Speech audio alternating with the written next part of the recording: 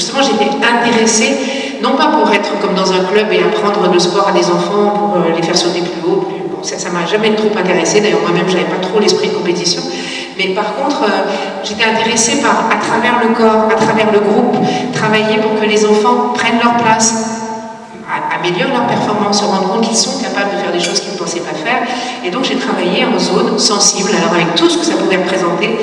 La première fois que je suis arrivée dans un collège, je me rappelle à Orly, la première session, j'ai vu des troisièmes arriver, ils me dépassaient d'une tête quasiment, et je me disais, mais qu'est-ce que je vais faire? Parce que prof de gym, c'est dans un gymnase. Donc les élèves, ils bougent, et ils vont prendre du matériel, alors ils commençaient à se taper dessus. Enfin, je me suis dit, mais qu'est-ce que je fais là? Comment je vais m'en sortir? Donc il y a eu tout un chemin qui a fait que j'ai fait des formations, j'ai essayé de comprendre ce qui se passait pour justement arriver à rentrer en communication avec eux, pas que au niveau pas par la violence, pour arriver à être en lien et faire que la relation soit possible. Donc ça m'a beaucoup appris. Et puis je suis devenue aussi psychothérapeute. C'est un peu lié, c'est-à-dire que le fait d'avoir travaillé en zone sensible, ça a éveillé en moi des difficultés de positionnement et j'ai eu besoin d'aller chercher pour savoir qui j'étais en fait. Qui j'étais, comment je me protège, comment je fais dans une situation comme ça et qu'est-ce qui fait qu'à certains moments j'ai du mal justement à dire non là où je dois dire non. En l'occurrence, c'était bien plus vaste que ça, mais j'ai fait une thérapie individuelle, une thérapie de groupe pendant plusieurs années et ensuite ça a eu du sens pour moi de m'installer comme psychothérapeute. Donc j'ai fait pendant 17 ans. Alors, actualité sur le harcèlement, sans s'attarder trop là-dessus, j'ai quand même retrouvé des chiffres récents qui fait qu'en 2025, donc c'est l'année qui vient de s'écouler, il y a eu 18% des enfants qui ont été repérés comme harcelés. Ça ne veut pas dire qu'ils ne sont que 18%. Bien sûr, parce qu'il y a encore plein de harcèlements souterrains qu'on ne connaît pas, qu'on ne voit pas et qui restent dans la tête des enfants. 18%, ça fait plus de 1000 élèves. Donc c'est pas rien. Plus de 1000 élèves qui ont été repérés comme harcelés. Ensuite, une des manières de gérer la situation est de déplacer les élèves. On déplace. Alors au départ, on demandait aux victimes de partir, et puis il y a eu des réactions de parents en disant que c'est pas normal que ce soit les victimes qui partent, il faut que ce soit les harceleurs. Mais vous comprenez bien que l'un ou l'autre ne résout pas vraiment un problème dans la durée. Ça peut être que momentané à un certain moment. C'est-à-dire qu'on va déplacer le harceleur qui nous dit qu'il ne va pas continuer à faire justement ce type de comportement dans d'autres lieux, ce qui est souvent le cas d'ailleurs. Donc là, vous avez, malheureusement, j'ai retrouvé les plus récents, des drames qui se sont déroulés avec une petite fille de 9 ans, victime de grossophobie. Vous savez ce que c'est, ce terme? Ben, bon, elle était un peu grosse, elle avait des problèmes de poids et on se moquait d'elle par rapport à son poids. Donc elle a mis fin à ses jours, elle avait 9 ans. Camélia, 17 ans, victime de harcèlement. Elle, je ne sais plus quelle est la cause, effectivement, mais elle était en lycée et je crois qu'elle a été exclue de son groupe et il y avait beaucoup de violence à son égard. Et c'est pareil, elle a mis fin à ses jours en Seine-et-Marne. Et Tia, 16 ans, victime de cyberharcèlement. Bon, ce n'est que 3 enfants, mais c'est déjà trop. Il y en a certainement plus. J'ai regardé quels étaient dans les actualités ceux qui étaient cités pour savoir quels étaient les derniers qui avaient été victimes de cette relation très, très, très problématique et toxique. Donc, voilà. Alors, les réponses qui sont le plus couramment apportées par rapport au harcèlement sont le fait d'exclure le harceleur, on vient d'en parler, alors que quand il y a harcèlement, ça n'arrive jamais par hasard. Je veux dire que le harceleur et le harcelé se rencontrent avec une bonne raison qui est inconsciente. Évidemment, quand on dit ça à des parents dont les enfants sont fait harceler, au départ, il faut bien leur expliquer. C'est pas leur dire, écoutez, votre enfant avait une posture qui a fait qu'il s'est fait harceler. N'empêche que c'est comme ça que ça se passe. Les harceleurs ne s'attaquent pas, entre guillemets, à des enfants qui sont vraiment alignés et qui vont pouvoir dire non. Et quand j'étais dans l'établissement scolaire, parce que j'avais une permanence en tant que psychopédagogue pendant une quinzaine d'années dans un établissement scolaire, ça m'arrivait de regarder dans la cour de récréation les enfants et je voyais des enfants qui étaient bousculés par les autres alors qu'ils étaient plutôt costauds, et tu te dis tiens, pourquoi ils ne réagissent pas? Ils se faisaient bousculer par les autres. Alors t'en avais d'autres qui étaient petits, menus, personne ne les embêtait. Personne. Parce que même s'ils n'étaient pas costauds, je veux dire, ils étaient en capacité de dire ça suffit maintenant et de se faire entendre. Donc il y a une énergie qui fait que inconsciemment les deux se rencontrent. Le harceleur, il a besoin de prendre le pouvoir sur un enfant pour se sentir exister, pour se sentir bien, pour se sentir important. Et le harcelé n'a pas la capacité de mettre à distance et de pouvoir dire stop et de se faire aider pour ça, surtout, hein, parce que parfois on n'a pas en nous cette capacité. Mais qu'est-ce qu'on fait des autres? Comment on peut aller chercher le soutien des autres pour dire simplement ça, je veux que ça s'arrête?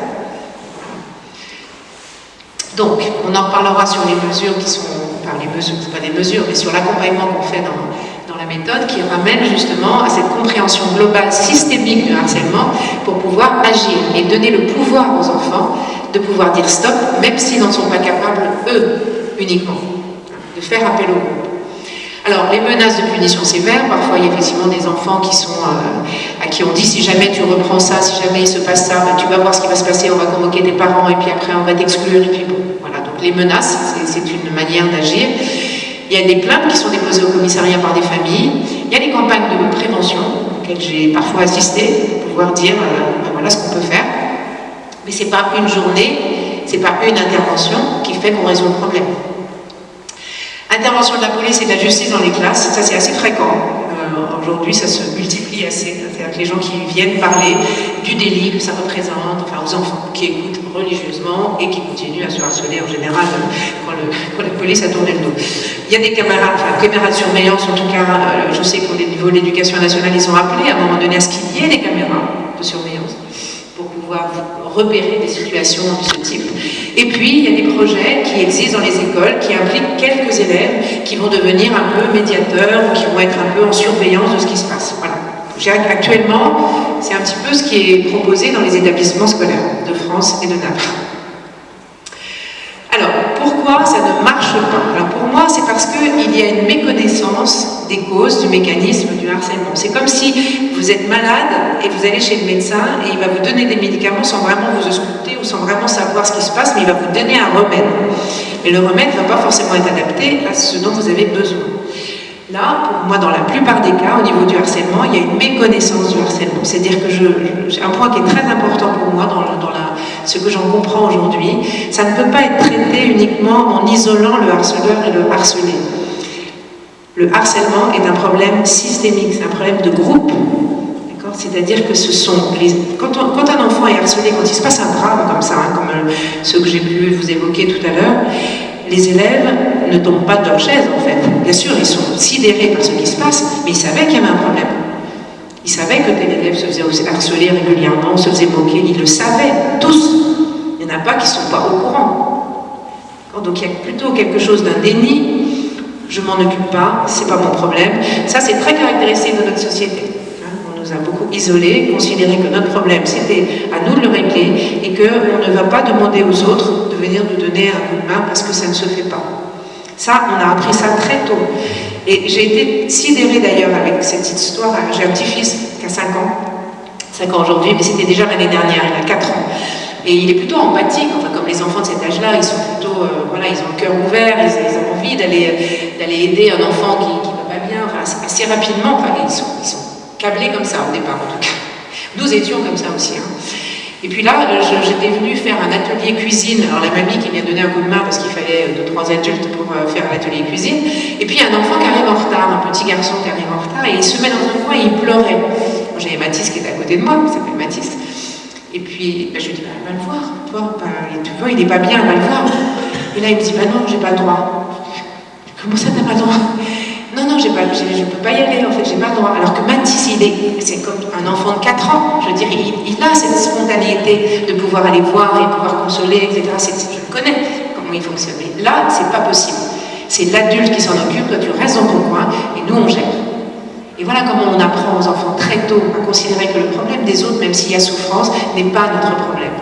Et ça m'a sidéré. Je me suis dit là vraiment... ça montre beaucoup de choses en termes d'éducation, comment on nous sépare les uns des autres et comment on va nous isoler avec notre souffrance en considérant que les autres ne peuvent pas nous aider. Bon. Alors, méconnaissance des causes, mécanismes de harcèlement, donc voilà, il faut travailler sur le groupe. C'est pas quelques élèves, il faut que tous les élèves entendent qu'un enfant harceleur est un enfant qui souffre. Alors celui qui est harcelé est aussi un enfant qui souffre, ça c'est clair, mais le harceleur est un enfant qui va mal. Et ça, cette formule qui paraît simple, mais qui est présentée aux enfants d'une manière expliquée, illustrée et répétée, ça change tout. Parce qu'ils sont, et je vois quand on est intervenu dans les classes de primaire, et là on intervient en collège, que quand il se passe quelque chose, où un enfant se moque d'un autre, il y a des enfants qui se retournent vers lui en lui disant « T'as un problème, est-ce que tu veux qu'on t'aide ?» Mais ça change tout.